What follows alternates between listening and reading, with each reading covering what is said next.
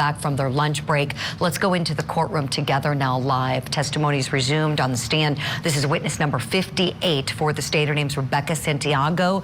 She's with the Broward County Sheriff's Division's DNA unit. So she works in the crime lab there, and I presume she's going to talk about some DNA analysis and procedures that were done in this case. Looking at it's kind of like a chart.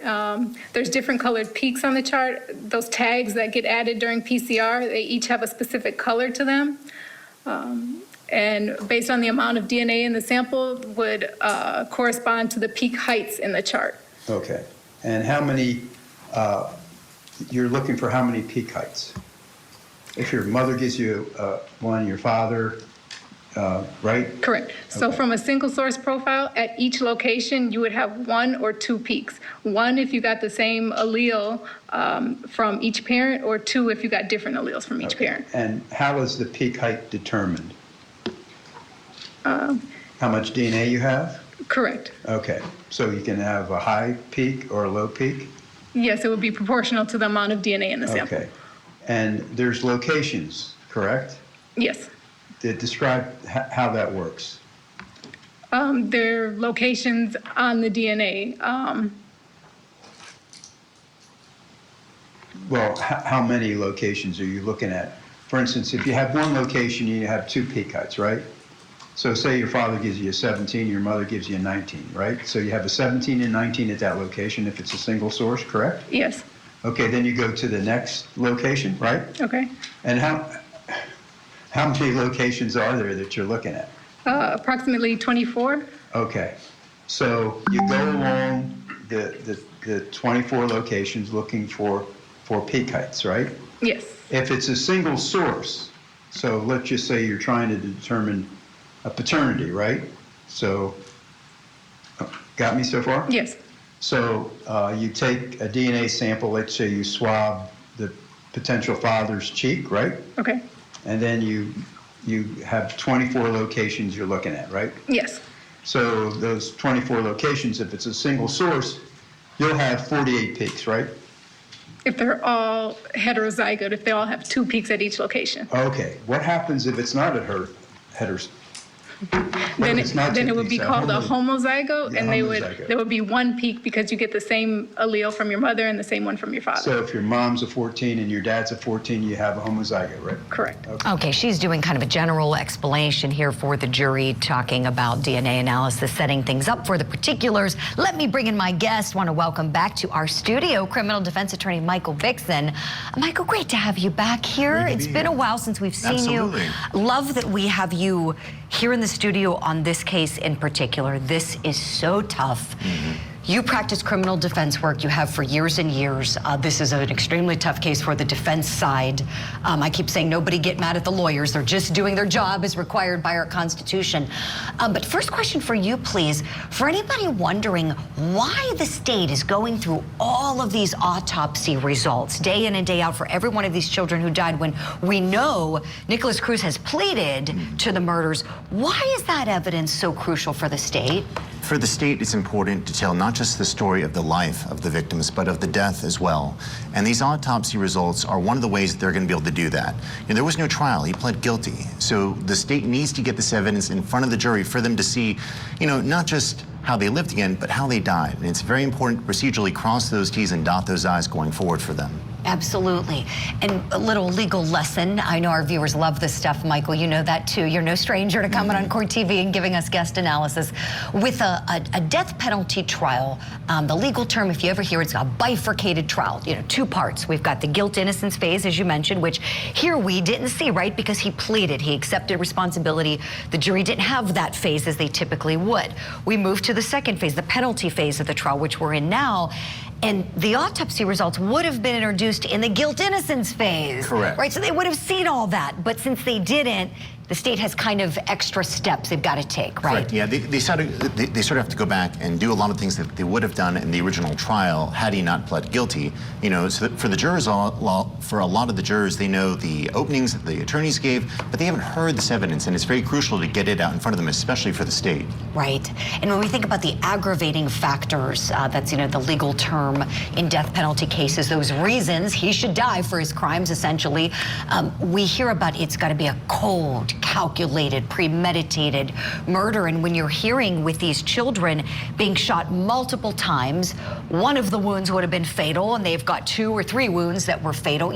It speaks to those aggravators the state's got to prove, does it not? Absolutely. I mean, the facts here are nothing short of horrific. I mean, the loss of life alone is horrific, but the way that it was done is just terrible. And so for the state, getting these facts out in front of the jury is going to make those aggravating factors real for them. And so they really need to let them know what happened. Right. Michael Bixson, great to talk with you. We're going to chat on the show about what's really going to be tough, and that's the mitigation evidence that we know is coming when we proceed to the portion of this trial where Nikolas Cruz's team gets to present evidence to try to spare his life. We are going to squeeze in a quick break. We thank you for being with us today here on Court TV Live. And if you are watching along right now, please share with us on Twitter your comments, your questions, your thoughts. We're going to be digging into that as well later in the show. Always great to hear from you. We'll be right back with more after this. I'm Stanley Painter in Monterey County, California for the Kristen Smart murder trial. This is Court TV, your front row seat to justice.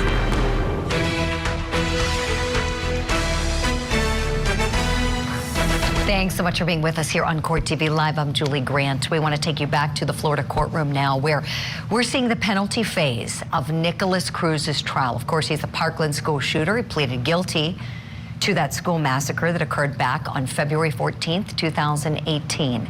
And the state is presenting evidence here that the jury will consider as part of the aggravating factors the state's got to establish in order for him to receive the death penalty by law. They've called a DNA analyst. Her name's Rebecca Santiago to the stand. She's with the Broward County Sheriff's Office. Let's go in now and listen to a little bit of the evidence that she collected at the scene.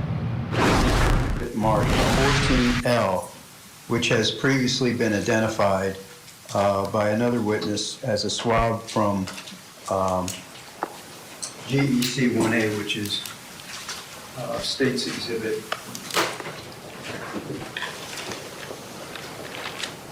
27, given P15. So you recognize that exhibit? Yes. Okay, how do you recognize it? It has the BSO lab number, the item number, and my initials and date. Okay. So what did you do with that exhibit?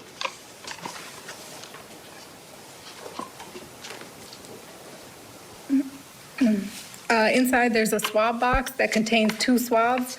So then I took half of each swab head and I put it into a tube, and then I ran it through the DNA extraction procedure and the rest of the procedures that I mentioned. Okay.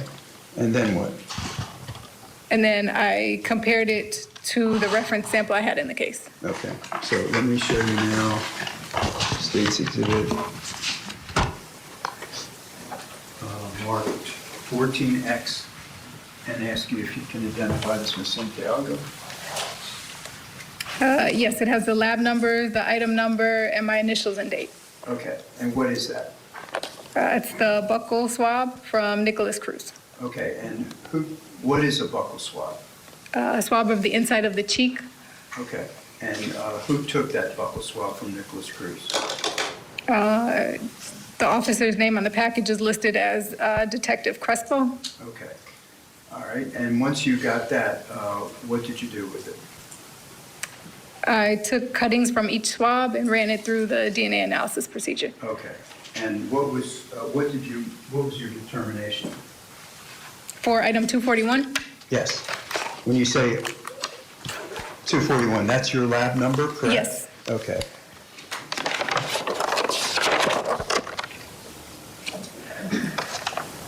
The DNA results are consistent with Nikolas Cruz. The chances of randomly selecting an unrelated individual consistent with the evidentiary sample are rarer than 1 in 400 billion. So what does that mean? That the chances of randomly selecting a person that would be consistent with that profile are rarer than 1 in 400 billion. Okay, and did you have an opportunity to get an exact number? Yes. What was that?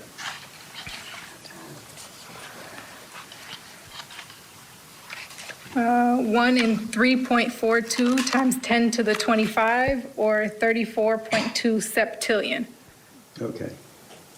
And I'm going to show you now State's Exhibit Mark 14O, which is a swab from an ear protection piece that has been previously identified in court, and ask you, Ms. Santiago, if you can identify that. Yes, again, it has the BSO lab number, the item number, and my initials and date. Okay, and could you tell us the result of that? The DNA results from item 251 are consistent with Nikolas Cruz. The chances of randomly selecting an unrelated individual consistent with the evidentiary sample are approximately 1 in 410,000. Okay. So in order to save some time, I'm going to, well, let me do it this way. I'm going to show you State's Exhibit Mark 14S. Swab of a magazine found in a vest.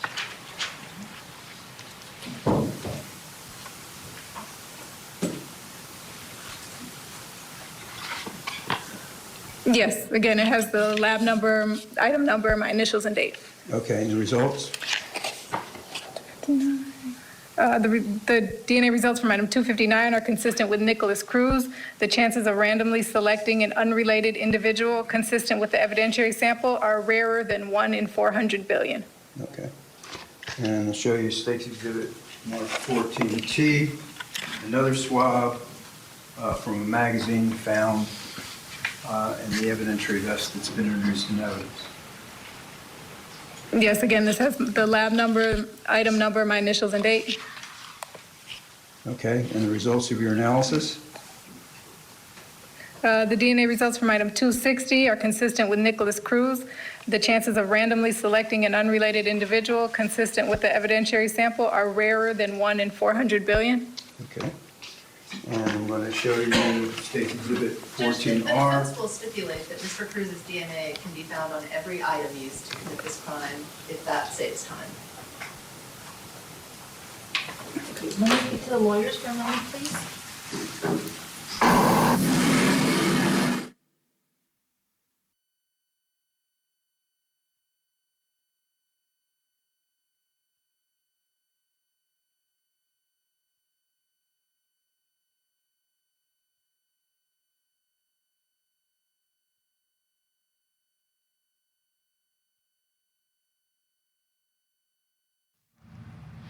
Okay, Michael Bixson, criminal defense attorney, in the studio with me. We're making that observation about everybody putting on their headsets. Oh, and they're taking them off. In COVID, that's been one of the protocols we've seen put into place. Let's listen and we'll unpack it after this. Ms. Santiago would testify that the defendant's DNA is another magazine from the evidence vest that's been introduced. A magazine found... I'm sorry, which item in evidence is that? The evidence is 14U. And then State's Exhibit 14W, which is a swab from a magazine from Q39B from the third floor hallway found by Detective Crespo. State's Exhibit 14V, which is a swab from a magazine found in the Teacher's Lounge 1240. V like Victor or B like? V like Victor, Okay. yes, I'm sorry. Swab from another magazine that was found in the vest left on the third floor stairwell. 14R is the exhibit number.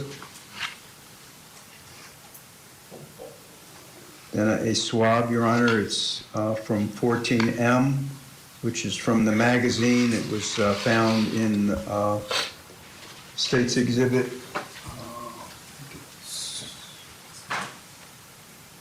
270, the Smith & Wesson M&P 15. It's been introduced in evidence. Swab from The vest that I just mentioned, it's been introduced in evidence. It was left on the third floor stairwell, 14P.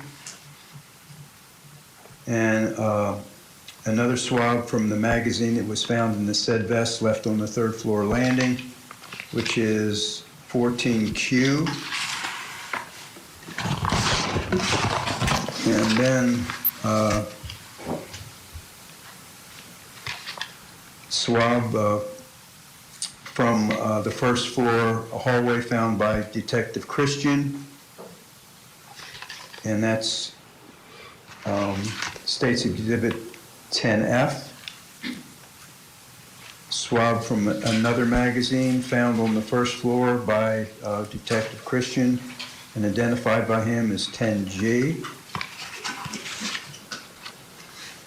Another swab from the third magazine found by Detective Christian on the third floor, on the first floor of the 1200 building, 10H.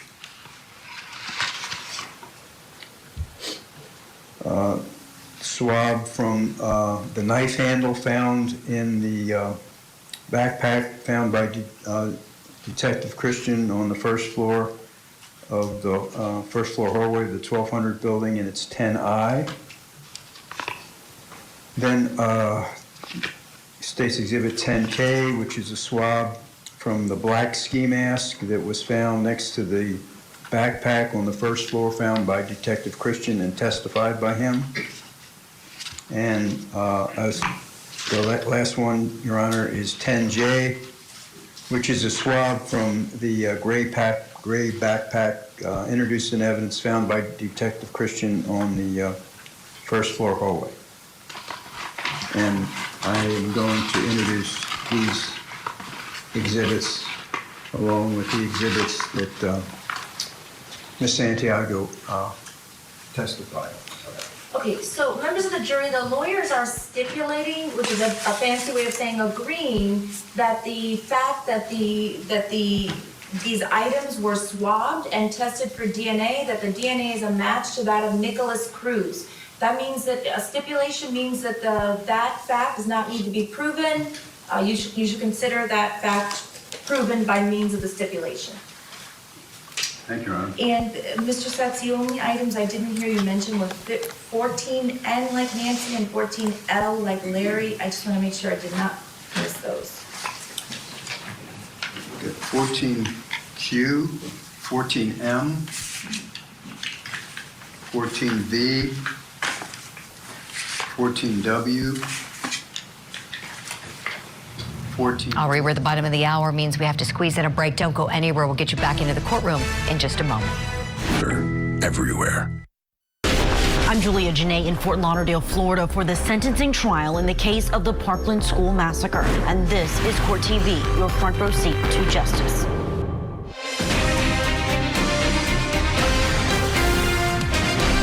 Welcome back to Court TV Live. Thank you for being with us on this Tuesday. Let's go into the courtroom together now. We're still hearing from that DNA analyst called by the state. She's witness number 58 in the penalty phase.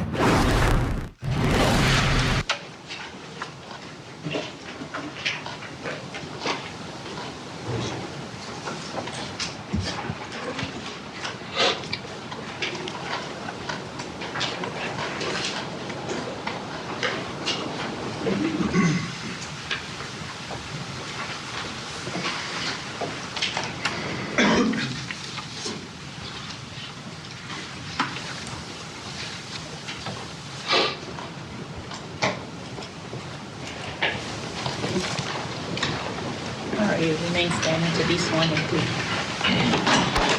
Please raise your right hand. Do you solemnly swear or affirm the testimony you're about to give is the truth, the whole truth, and nothing but the truth? I do. Thank you, sir. You can put your hand down and be seated. Well, please speak into the microphone, state your full name, and spell your last name for the record. Marlon Osborne, Osbourne. Good afternoon, doctor. What is your occupation? Good afternoon. My occupation is I'm an associate medical examiner at the Palm Beach County Medical Examiner's Office. Okay, could you briefly tell us about your educational background? I graduated from Rutgers College with a BA in biology. I then attended Rutgers New Jersey Medical School and got an MD degree. After that, I attended Hahnemann, H-A-H-N-E-M-A-N-N, University Hospital, Drexel College of Medicine, pathology program. After which I did a one-year fellowship at the Miami-Dade Medical Examiner's Office in forensic pathology. And since following that fellowship, I worked for 5 years at the Philadelphia Medical Examiner's Office. Following those 5 years, I worked at the Broward County Medical Examiner's Office, and I've been at the Palm Beach County Medical Examiner's Office for 3 years. Okay. Are you licensed to practice medicine? As you can see, we've got a brand new witness. The state has called witness number 59, Dr. Marlon Osborne. He is another one of the medical examiners in Broward County that was involved in conducting autopsies in this heinous case. Just wanted to recap for you what you missed during the commercial break, because we told you how there was the DNA analyst on the stand, and essentially, there was at a point where the defense team got up and said, Your Honor, we'll stipulate that Mr. Cruz's DNA was found on every single item used in this crime. And so the judge then proceeded to explain the stipulation to the jury. I want to bring in my guest and talk a little bit about that trial advocacy move. I have with me in the studio criminal defense attorney Michael Bixson. Michael, what do you think? Smart move to offer that stipulation? I think so. This is now where the fight for them is going to be. The fight is going to be later on in terms of the experts for mental health and things like that. But in terms of the facts of what happened, there's no fight there. And they're saying that it happened. They're saying we're not going to contest this. And I totally understand why, because this is not where the fight for them should be. Right. And you know this all too well. As a criminal defense attorney, you may offer to stipulate to some bad evidence that the jury doesn't need to hear all the details of through a witness. But the prosecution doesn't have to accept the stipulation, right? So you could be in a position where you're offering to say, Judge, we're happy to cut to the chase here, let the jury just get whatever it is, maybe the analysis report from the lab on the DNA, and the state says, oh, you know, thank you, Mr. Bixson, that's very nice of you, but no, we want the witness called. What's that like? Absolutely. I mean, for the state, they want to get that witness to testify, because hearing it and seeing the emotions and seeing how someone testifies is very different from just reading a cold report. So for the state, it's very important to, you know, for certain things at least, to not just allow them to stipulate to it, to get them testified to in front of the jury. Right. Michael Bixson, thank you kindly for all of that. Let's go back in and hear some of the details of the autopsy Dr. Marlon Osborne is about to discuss in front of the jury.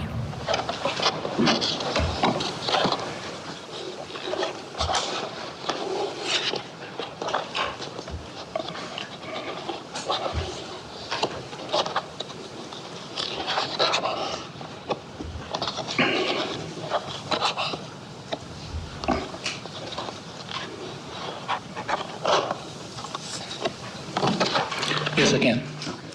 And did you perform that autopsy on that young lady? Yes, I did. And that is Helena Ramsey? Yes, it is. Would these photographs help you to explain the nature of the injuries to the court and to the jury?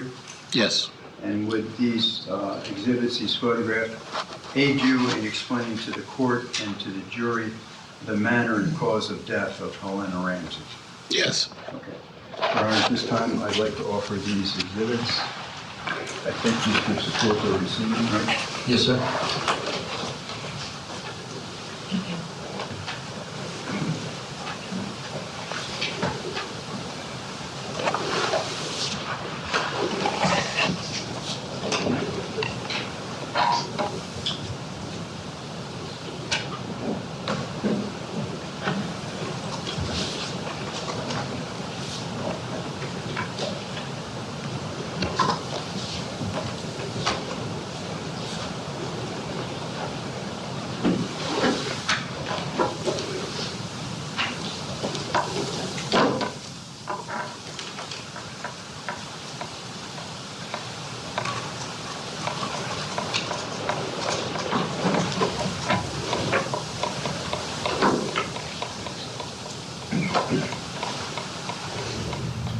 Okay, with this little break in the action, it's a perfect time for us to squeeze in a break. As we head to break, if you are somebody who's on Twitter, join the conversation with us right now. Let us know your thoughts on the penalty phase of Nikolas Cruz's trial. Do you have any questions? We'll be glad to tackle them. We're going to do our point of view, point of law segment coming up a little later in the show where you share with us your point of view. We'll give you a point of law in return, and we'll explain why the jury has to hear all of this evidence about these autopsies. We know he pleaded guilty, but it is imperative that the jury hears these autopsy results. We'll explain why when Court TV comes back.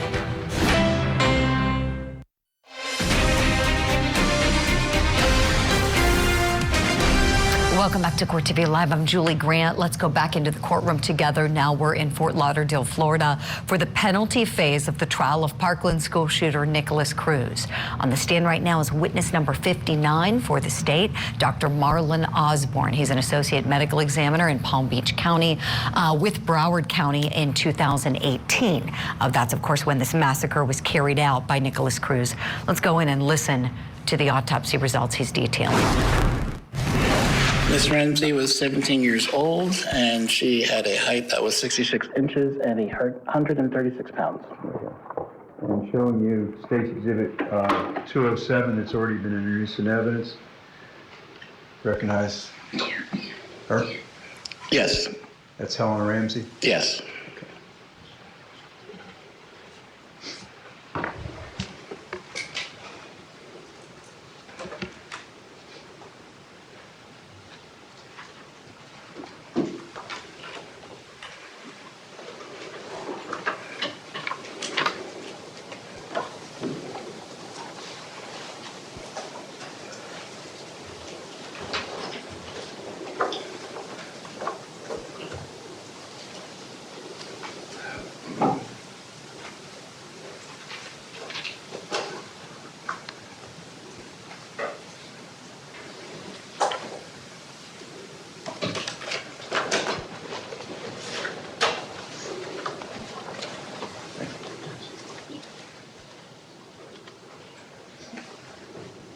Okay, Dr. Osborne, I'm going to show you State's Exhibit marked 402. And that's labeled H. Could you explain that for us, that wound? Yes, this wound is on the back of the right side of her head. It goes through the scalp, enters the fractures these bones of the skull, enters the calvarium, which is where the brain is housed. It causes hemorrhages along and around the brain, lacerations and contusions to the brain, and exits the left side of the forehead. Okay, I'm showing you State's Exhibit marked 403. Is that the exit wound you're talking about? Yes, it is. Okay. And would that wound be lethal? Yes, it would. Okay.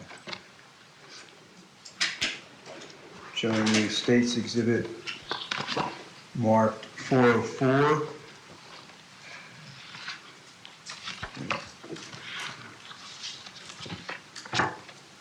405, I'm sorry. Could you explain what that shows? This is showing Miss Ramsey's left side, the left side of her face. You can see the previous wound described as A on the left side of the forehead. Wound D is on the lateral aspect of the left shoulder. There's a wound B on the left side of the chest, and a wound C on the right side of the chest. Okay. Could you tell us about wound B? B as in boy? Yes, B, I'm sorry. Wound B is an irregular wound on the right side of the chest that goes through the skin and pectoralis muscles, and fragments of a projectile were recovered from within the muscles, the pectoralis muscles. Okay. And how about wound D? Wound D is an entrance wound on the lateral aspect of the left shoulder. It goes through the muscles of the left arm and exits on a wound that will be shown later as E on the inside of the left upper arm. Okay, and how about wound C? Wound C is an irregular ballistic defect that has a very short wound tract, and no projectiles were recovered from that wound. It only goes into the superficial layers of the pectoralis muscle, just under the skin. All right, and I'm showing you now State's Exhibit 406. 406 shows the exit wound, E, that corresponds to D, the entrance wound previously described on her left shoulder. Okay. And what is above the E at her armpit? You see that? Yes, this is an associated abrasion, likely associated when the bullet exited E. It hit the skin and caused an abrasion. Okay. That's what we're seeing on the inside of the armpit. Okay. And State's Exhibit State's Exhibit 407. Wound G. Wound G is on the lateral aspect of the right leg. It's an entrance wound. And the exit is on the medial aspect of the right thigh. Okay. And showing you State's Exhibit 458. And that is wound F. The exit wound for G. Okay. And showing you 409. Is that a close-up of that wound? Yes, it is. And why is that wound so much bigger than the entrance wound? When you have gunfire from a rifle, there's a larger amount of energy that's produced because of the velocity of the speed of the bullet, and so it creates a larger temporary cavity, and the exit wounds are usually larger in size than the entry wounds when shot from a distance. Okay. And showing you State's Exhibit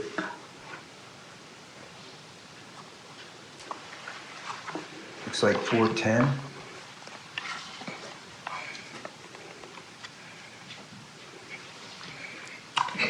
Yes, those are the fragments collected from the wound labeled B on the left side of the chest. Okay. And were you able to determine the cause of death of Helena Ramsey? Yes, gunshot wound of head. Gunshot wound to the head. Yes. Okay.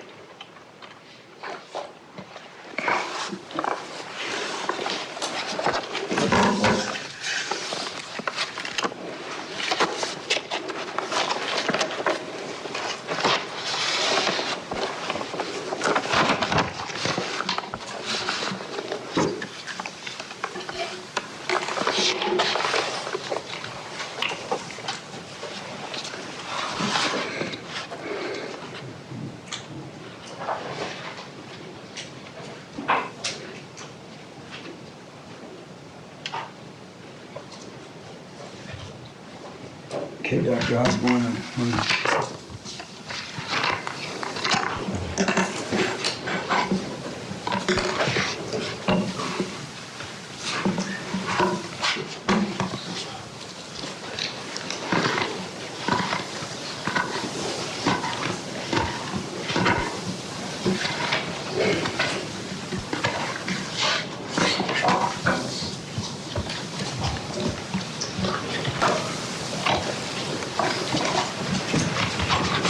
I'm going to show you now, Doctor, for identification 21S. There's a look at the gallery there. It's got to be hard for these family members to watch the penalty phase of this case playing out. We're going to step aside for a break as we're nearing the top of the hour. So much more from that courtroom in just a moment. Thank you for watching Court TV Live. We are your front row seat to justice. I came out and asked him, what are you going to do with the rifle? And the reply was, I go shooting with my friends on the weekends. I just want my own stuff.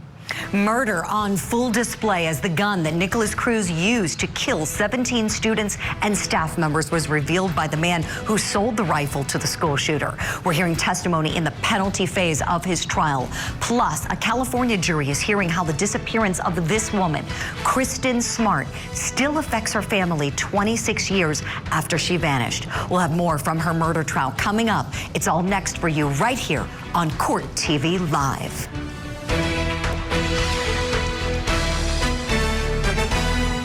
I'm Julie Grant, your midday host. Thank you for being with us here on Court TV Live. We're in week number 2 of the penalty phase of the trial of Parkland school shooter Nikolas Cruz. The Florida jury there hearing this case will decide whether or not he should receive the death penalty or life in prison for his crimes. He's 23 years old now. On the stand, we're hearing from witness number 59 in the case. His name is Dr. Marlon Osborne. He was one of the medical examiners involved in this case in Broward County. He's detailing the results of the autopsy of 15-year-old Helena Ramsey, killed in that massacre, along with 14 other students and 3 teachers. Let's go in now and hear some more.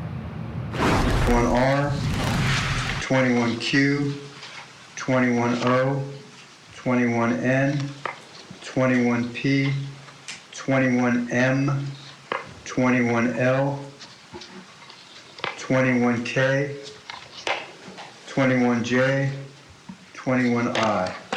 And ask you, doctor, if you would examine these exhibits and tell me if you recognize them.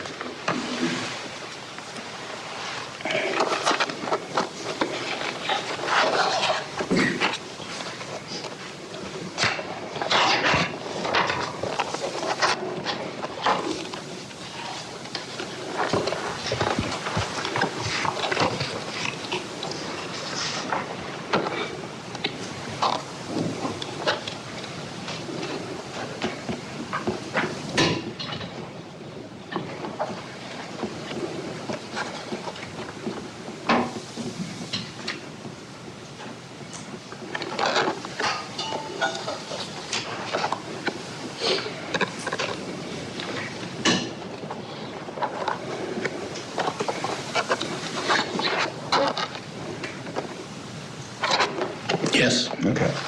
And do they truly and accurately depict the autopsy you performed on Gina Montaldo? Yes, they do. Thursday, February the 15th, 2018. Yes. And would these exhibits aid you in explaining to the court and to the jury the nature of Gina Montaldo's wounds? Yes. And would these photographs, these exhibits, aid you in explaining to the court and to the jury the manner and cause of death of Gina Montaldo? Yes. Okay. Thank you, sir. Your Honor, at this time, the state would offer the previous exhibits read into the record.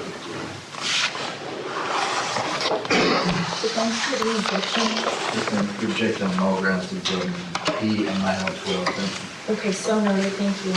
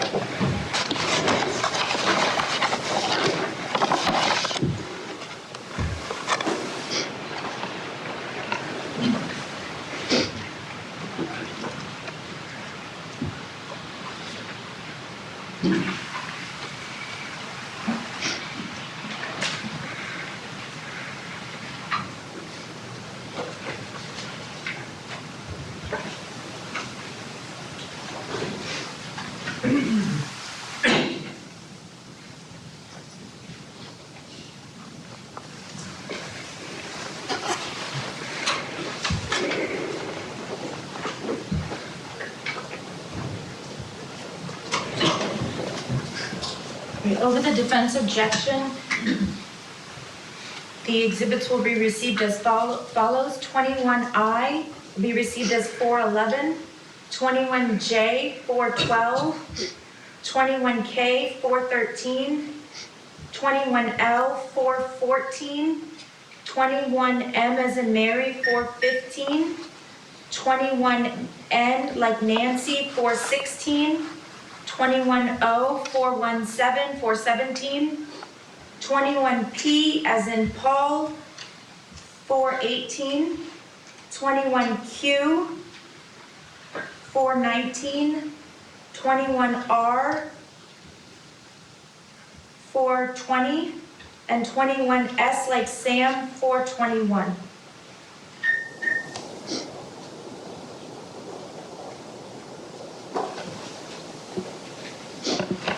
Dr. Osborne, while the clerk is been marking those exhibits, could you give us the age and the height and weight of Gina Montaldo?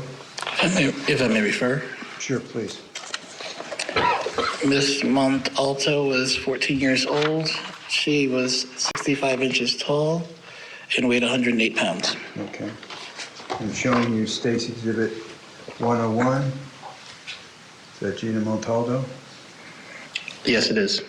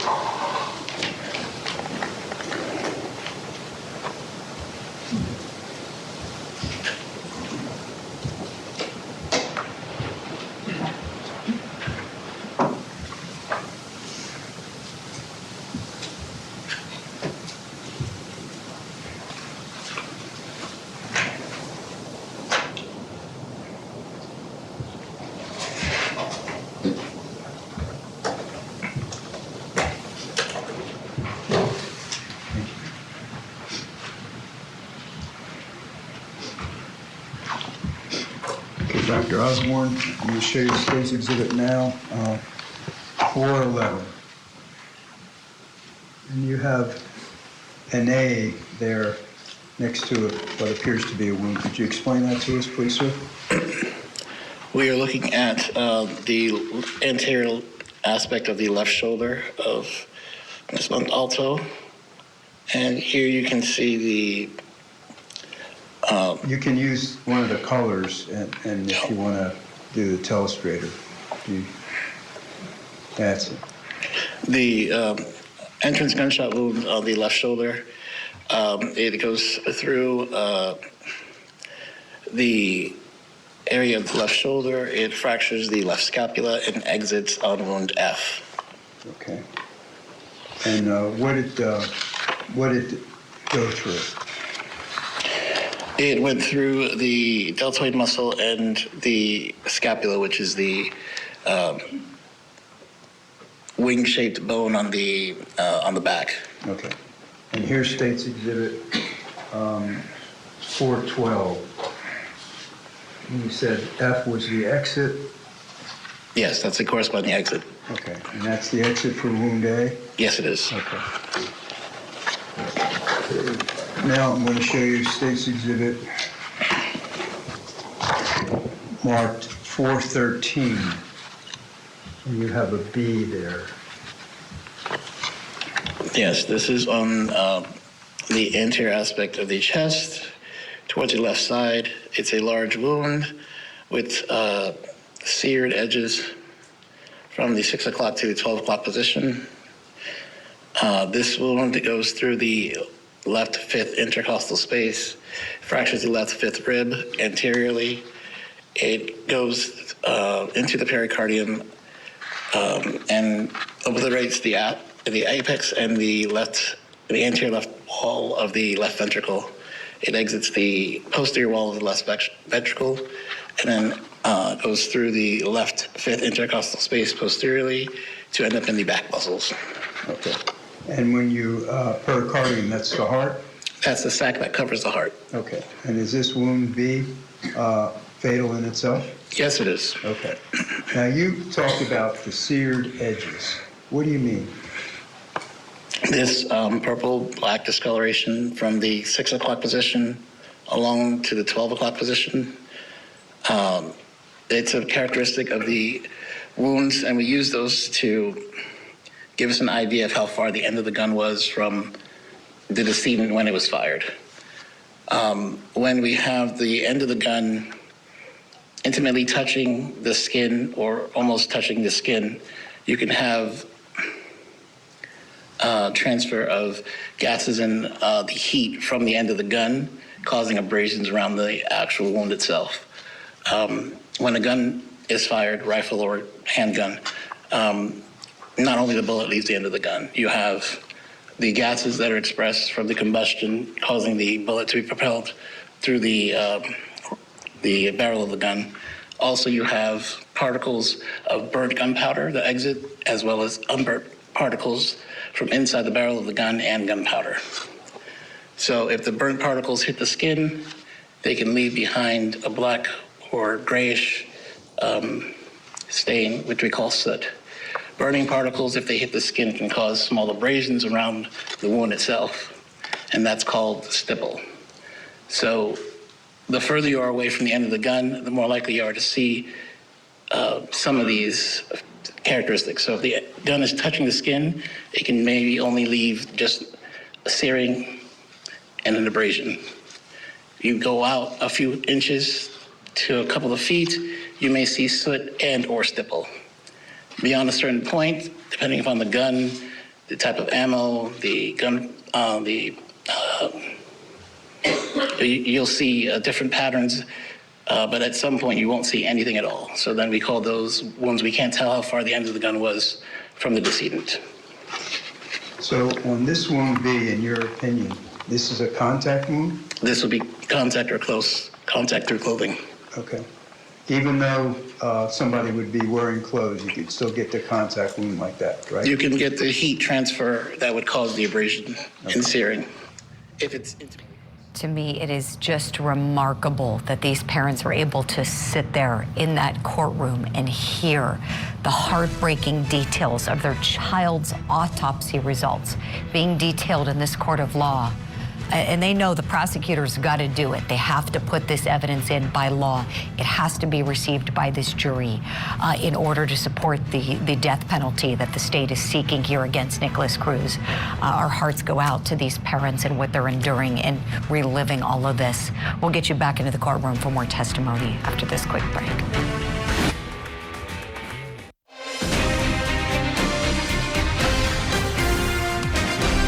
Welcome back to Court TV Live. I'm Julie Grant. Let's go back into the courtroom together now in Florida, where we're seeing the penalty phase playing out in the trial of Nikolas Cruz. We were seeing the parents of one of the victims in the courtroom sitting through some really, really brutal details of their daughter's autopsy results just moments ago.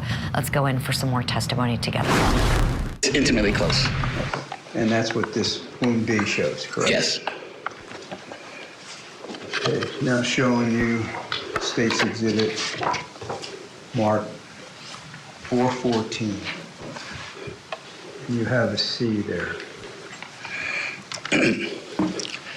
C is a wound on the left side of the upper abdomen.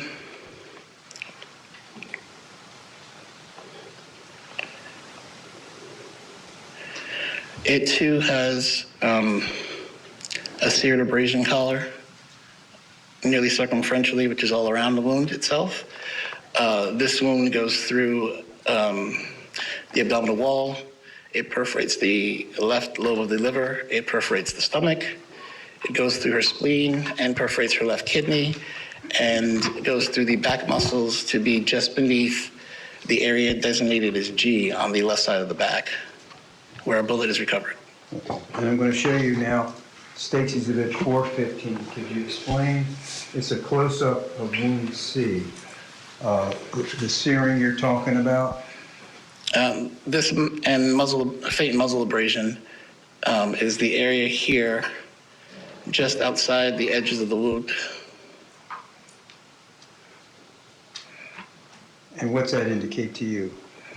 that the end of the gun, the muzzle, was in contact through clothing to the skin. Okay. Another contact wound. Contact through clothing, yes. Yeah. Okay. And I'll show you now. State's Exhibit marked 417. That is a wound labeled D on the back of the right hand here. And that goes through, fractures the bones in the middle of the hand and exits on the palm of the right hand. Wound E. All right. Do you know what's a defensive wound? Wounds that are defensive are considered wounds on parts of the body that someone would use to defend themselves from any kind of incoming attack. So they could be wounds on parts of the extremities, from the hands to the forearms to even the upper arm, depending upon how that limb could be placed in front of other parts of the body, mostly the torso, where the vital organs are, to protect itself from incoming assault. So if somebody put their hand up like this? Yes. Okay, I'm going to show you State's Exhibit 417. That's the exit wound E for the entrance wound D that was previously described. Okay. And State's Exhibit 418, and I think you mentioned exit wound G before. Well, G is a slight contusion and dippling of the skin, which a bullet was recovered from, and that is the corresponding bullet for the entrance wound C on the abdomen. Okay, and F? F, again, is the exit wound for the entrance wound on the anterior aspect of the left shoulder, A. Okay. Based on your examination, Dr. Osborne, are you able to tell the order of the shots that hit Gina Montalvo? No, I can't specifically say the specific order in which they occurred. Okay. Was the, how about hemorrhaging in the track of the wound? All wound tracks had some degree of hemorrhage.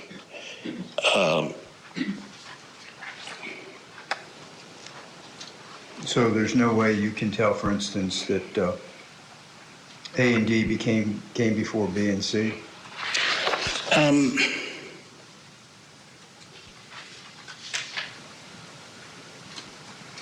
The natures of B and C, if wound D is considered a defensive wound, that could have come before the more contact wounds on the body. There isn't any distinct irregularity to the entrance wound D, and afterwards exiting on E, there might be some distortion of the bullet. However, the wound A looks like a typical entrance wound without any irregularity, and wounds C and B were close through clothing, so I don't think the hand could have gotten in between those wounds. Okay. So D likely came before the other three wounds, but I can't tell you the order in which the other three occurred. Okay. And how about the cause of death of Gina Montalvo? Multiple gunshot wounds. Okay. I'm showing you State's Exhibit marked 419.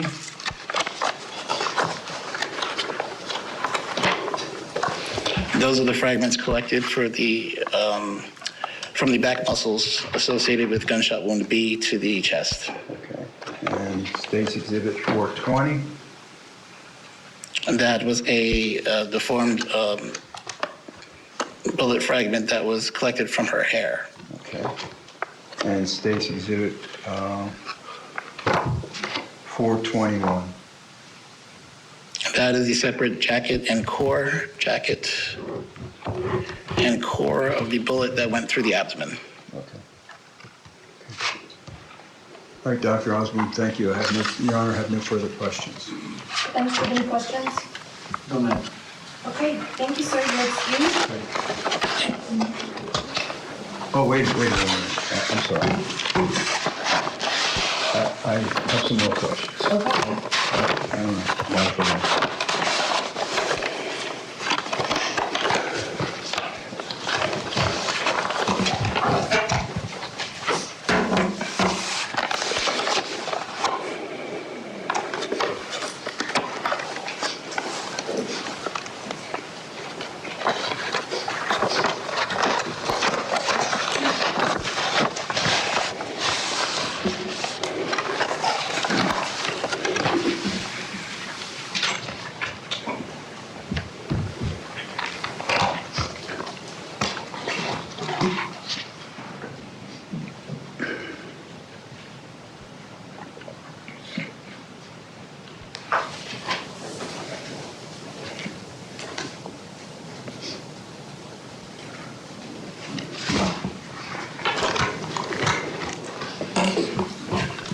Dr. Osborne, I'd like to now show you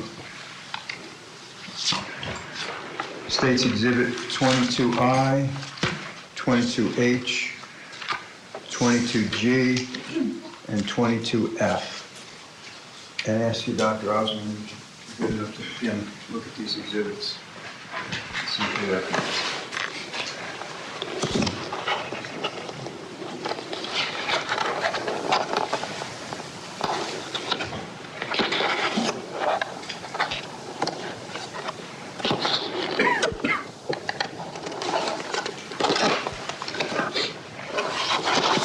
Yes. Okay, where are they?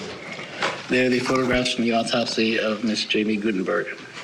Did you perform the autopsy on Jamie Gutenberg? Yes, I did. Okay, and would those photographs assist you in explaining to the court and to the jury the nature of Jamie Gutenberg's wound? All right, we're going to head to a quick break. Don't go anywhere. More Court TV Live right after this. You're back. I'm Chanley Painter in Fairfax, Virginia, and if you enjoyed our gavel-to-gavel coverage of Johnny Depp versus Amber Heard, check out our YouTube channel to relive every polarizing moment. Brought to you by Court TV, your front row seat to justice.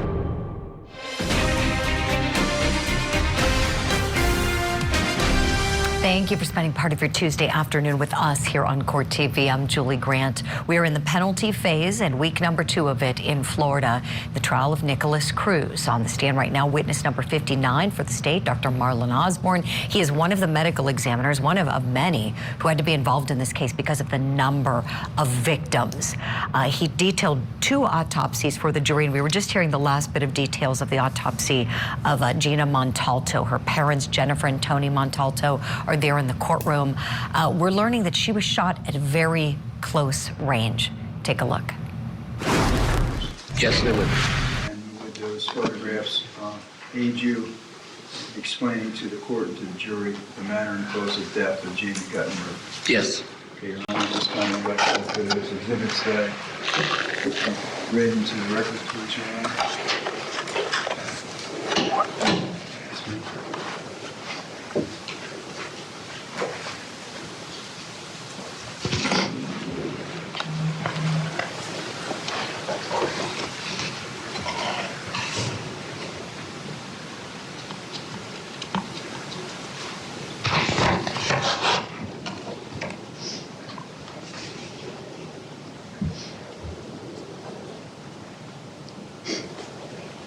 Is there any objection? Just going to object on all grounds outlined in D and MIL 12. Okay, over the defense objection, State's Exhibit 22F, like Frank, will be received as 422. 22G will be received as 423. 22H will be received as 424. And 22I will be received as 425. Thank you, Your Honor. And Dr. Osborne, while the clerk is marking those exhibits, could you tell us the age, height, and weight of Jamie Gutenberg, please? She was 14 years old, weighed 104 pounds, and was 64 inches tall. We're showing you State's Exhibit 114. Do you recognize her? Yes, that is Ms. Goodberg.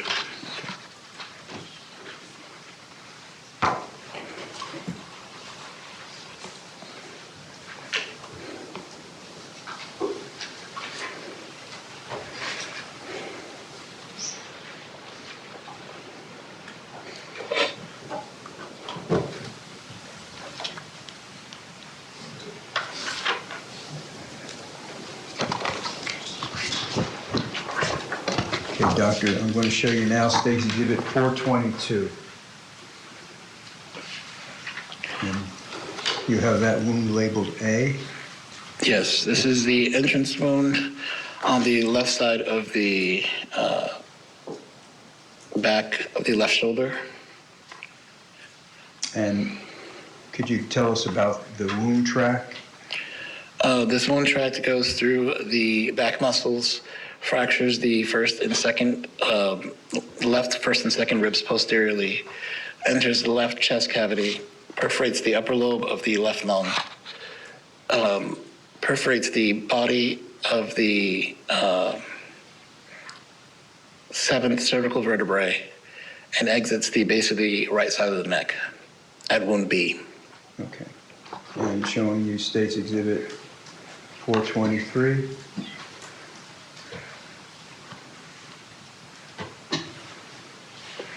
So this is the base of the right side of the neck. This is wound B here with associated abrasions along the clavicular area. And B is the exit wound of A, correct? Correct. And what The damage did... photo is not showing. Pardon? The photo is not showing. Oh, now it is. It went off for a second. Oh, okay.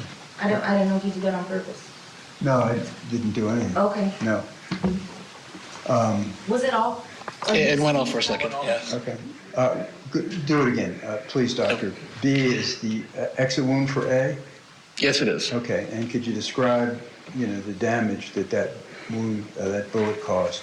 It fractured the left first and second ribs, disrupting the normal spatial atmosphere of the left chest cavity, making it difficult to breathe. It also injured the upper lobe of the left lung, causing compromise of the ability to do gas exchange and use that portion of the lung. Additionally, there was 300 milliliters of blood that was present at autopsy in the left chest cavity that could likely compromised the expansion of the left lung that led to death. Okay, and what was the cause of death of Jamie Guttenberg? Gunshot wound of neck and torso. Okay, and why? As I explained, her ability to use her left lung was severely compromised by the entry of the gunshot wound and the path it took crossing through the left chest cavity, as well as the injury to the spinal cord as it fractured the 7th cervical vertebrae, severing the spinal cord at that level. That would effectively lead her to not be able to use any bodily function or have purposeful movement lower than that level. And additionally, that would also affect her respirations. Okay. All right, thank you, Dr. Osmond. Your Honor, now I have no further questions of Dr. Osmond. Thank you so much. So that's what we have for today. Okay. All right, ladies and gentlemen, I guess this is going to be another early day for you. We're going to recess until tomorrow. Please do not discuss the case among yourselves. Please do not discuss the case with anyone at all, at home, here, in the courthouse, or on your way to your cars. If anyone tries to discuss the case with you, please tell them that you are on the jury. Please leave the person at once, and please report the matter immediately. Other than that, please leave your notepads on your chairs, and have a nice afternoon, and I'll see you all tomorrow. Thank you for your patience. And with that, court is in recess, as you heard Her Honor say, until tomorrow. Everyone on their feet as the jury makes its way out of the jury box. and out of the courthouse for an early afternoon dismissal today. We are not privy to when that jury view, that visit to the school will happen. But with this time today, we know Her Honor is going to be going to see the school before the jury is brought there, so that could be why there's an early recess today. Don't know, just an educated guess here, because certainly there's much more testimony the state has got to get in here in terms of presenting evidence that goes to the aggravating factors they've got to prove in order to have this jury sentence find Nikolas Cruz appropriate for the death penalty. The court would ultimately impose that sentence. It is a recommendation, and then the court would do the final imposition. So Her Honor, Judge Scheer, would do the final imposition of the death penalty if that is what they choose, or it may be life in prison. It's going to be one or the other for Nikolas Cruz. Looking at the gallery, I just can't help but think about how remarkable these parents are as they're listening to that testimony of how their children were shot and killed.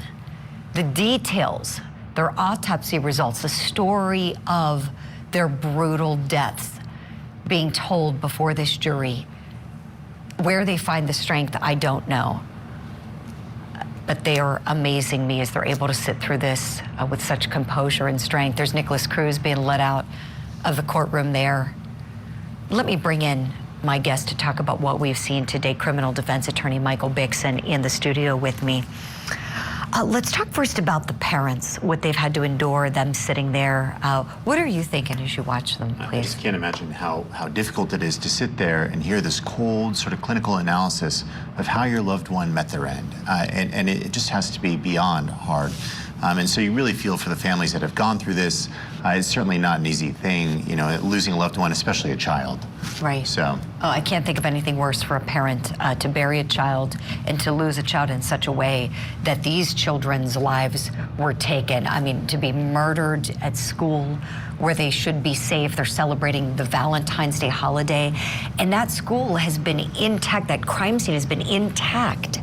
So you can imagine what these jurors will see there with on Valentine's Day. I mean, harken back to that time in school where there might be decorations or flowers or things. It's a day where, you know, students might express their love for one another, even, you know, gifts of friendship and love on a day like this. And they were terrorized by Nikolas Cruz. And so that will be where the jury will go to see the school building, and that Her Honor is going to be going beforehand to take a look at it. And I wonder if they're going to use today to do that. Michael Bixson, we know there are some defense objections to the jury view. You practice criminal defense work. Tell me, we know that the defense team thinks it's prejudicial to Nikolas Cruz for these jurors to see the blood, the flowers, all of these things that are still left there at that crime scene. Tell me about that argument by the defense, why it's important, please. There's always this delicate balance between relevancy and being overly prejudicial. And make no mistake, walking through the hallways of the school where the shooting occurred will be traumatic. And I absolutely think that it's going to be terrible for the defense. I don't think anyone would argue otherwise. The question is, does the jury really need to see this? And from the prosecution's point of view, absolutely. This tells the full story of how this shooting unfolded. Now, the defense obviously doesn't want anyone there to see, you know, what this place actually looked like. And they also don't know whether or not it looks the same as it did the day of the shooting, because quite some time has gone by. Even if they closed down the school, who knows what's happened in the meantime? And the question they're posing to the judge is going to be, does the jury absolutely need to see this to make their determination? And obviously arguing otherwise. From a defense perspective, I absolutely would not want them to go in there and see that place. I think that it would be terrible for my client. So I definitely understand where they're coming from on that argument. Right, they've got to make those arguments. I always say, do not get mad at the defense attorneys. They're just doing their job as required by the constitutions, you know, our U.S. Constitution and the state constitution in Florida, you know, to represent him to the fullest extent that the law allows. So they're making, I mean, so many arguments. They're really rigorously defending him as best they can with these heinous facts. And let's look at him here. I think it's important to talk about the optics here with him. Michael Bixson, when you're seeing him, how he's looking in court, is this strategic? I can't say whether or not they're doing this intentionally. I can say that for them, I think the optics are good you can just tell from his body language, he looks meek and small and not a threat, you know? And so for the defense, you have to come to the understanding that the jury is going to be judging more than just the evidence that they hear from the witnesses. They're also going to be taking a look at the actual defendant, and they're going to take a look at how he reacts to things and the way that he looks while he's sitting there, you know, really on trial for his life. And I think that they can take some of those negative or positive connotations from that, and they're probably going to be taking them back in the jury room with them as well. Right. No, excellent. And we talk about optics all the time with every trial. I do it with every defendant, male, female, no matter who they are, because it is something that attorneys heavily consider when you're advising a client how to dress, how to hold themselves, you know, in terms of body language, their head up high, their shoulders back, you know, whatever the case may be. And to me, one word comes to mind, and that's disturbed. And I think obviously you got to be disturbed to do something like this, but he looks disturbed to me in hearing the evidence. I see him like plugging his ears, his head's down, his hands are covering his face at certain points. Like he looks like he can't bear to hear this evidence. And I'm thinking, you know, and of course I speak from experience of somebody who's been a prosecutor. I would use all of that body language against him, and you know, in my closing argument, like that's just too darn bad, Nikolas Cruz. You're gonna have to hear this. But I wonder if his attorneys are just kind of letting him go, letting him look that way because maybe they think it indicates remorse. Tell me what you think. I think no matter what kind of body language that someone is exhibiting, I think a lot of it is subjective, and you can look at that and you can look at the way that he is presenting himself in court, and there is certainly very strong arguments both for and against it in terms of the state. You could argue that he's looking meek, you could argue that he looks like he doesn't care, or that it's some look of someone who just has no remorse, that maybe this is when he's finally feeling some empathy. But so much of it is subjective, it's really hard to tell. Does this physical indicator actually have any real meaning? Now, I do think the jurors, like I said before, will take away their own interpretation of it. But I think right now for the defense overall, I certainly understand if it is planned, the way that he's appearing in court. Right, Michael, great points. Let's look at some other pictures of him just to kind of compare and contrast what he's looking like today at his trial. And look at this. So November 26th of 2017, look at him with his big rifle there, smiling. February 5th, 2018. Okay, so that's shortly before the shooting. We know the shooting was February 14th. We also have the surveillance footage images from the McDonald's where he went that day after the fact. After carrying out this massacre, he goes and gets himself a burger. I mean, I can't. I just, it's got to be very hard to digest these pieces of evidence if you're those parents, and to think about all, you know, the blood, the carnage. I mean, him wreaking havoc on that school, disturbing that safe environment, murdering those children, murdering those teachers, trying to murder those 17 others. It is just the unthinkable that he carried out and then gets himself a hamburger.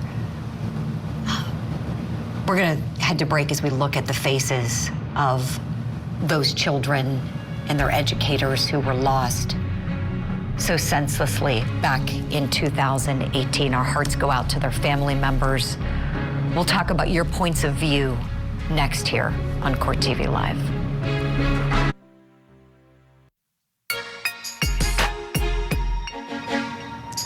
Welcome back to Court TV Live. All right, this is the point in our show where you, our wonderful Court TV viewers, have a chance to get involved. And we thank you for all of your comments and questions on Twitter today. You give us your point of view. We give you a point of law in return. And today, of course, we're talking about the penalty phase for Parkland school shooter Nikolas Cruz. Thank you all for your comments. We read through all of them. I wish we had the time to go through every single one of them, but we've pulled a couple that make for some great discussion. And so I have my guest here in the studio, attorney Michael Bixson, to help me answer these. Question number one, this was such a great question. Thank you for this. If the jury decides life without parole, can the judge override it and give Nikolas Cruz the death penalty? Excellent question. Thank you for that. Michael Bixson, would you like to do the honors and give the point of law back? Sure. Thank you. So No is the short answer. Right. The judge can't override it if the jury decides for him to have life without the possibility of parole. However, if it's the other way around, where if they decide that it's going to be the death penalty, the judge could override that and still give him life without the possibility of parole. Exactly. So if it were the more severe penalty being recommended by this jury, the death penalty, and if the judge who listened to all the evidence found this decision is really against the weight of the evidence that came in this court of law, the judge is like a safeguard there to Correct. say, no, we can do this. But the other way around, the judge can't go more extreme and say, well, I think you should have said death penalty for this individual. So Michael Bixen, excellent explanation, and again, great question. Staying on the death penalty, this next question is a really good one too. Is it morally right to use capital punishment on mentally challenged individuals? This is a highly debated topic, and the law says you can do it in the United States. But it is something that's been talked about. Michael, I'm curious, doing criminal defense work, do you hear this debate come up a lot in your practice? I do. I think the more important thing is whether or not the death penalty should ever be given. But especially if you're dealing with some type of mental health disorder, especially if it's serious, I absolutely don't think it should be. Not that I ever think it should be, period. But yes, you hear it brought up a lot. You know, if there are mental health issues, you know, how bad do they have to be, really, to say that it's totally not appropriate? And I think that's more of a subjective analysis, just depending on the person. I think most people in the defense community would just absolutely say that the death penalty should never be given. But certainly if there are mental health issues, and certainly if they are serious, then it absolutely should not be. Our highest court in America, we have a lot of viewers over in the United Kingdom, and I'm sure you know that, Michael, from seeing their great comments and questions on social media.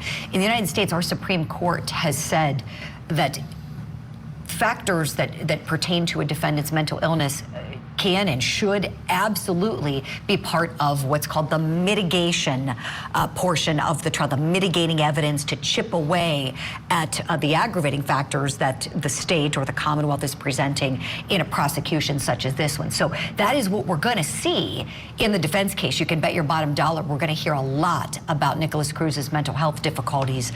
But is it legal in the United States? Yes, absolutely. Someone with mental health difficulties can receive the death penalty. So great questions again. Michael Bixen, thank you so much for being here on Court TV today. It's been a pleasure to have you back in the studio. We will see you again here next week. And my time is done here, but don't go anywhere today. Ashley Wilcott is coming up next. Ashley, good to see you. Good to see you, Julie, as always. Thank you. We look back today at some of the testimony in the Nikolas Cruz penalty trial. That and more coming up here on Court TV, your front row seat to justice.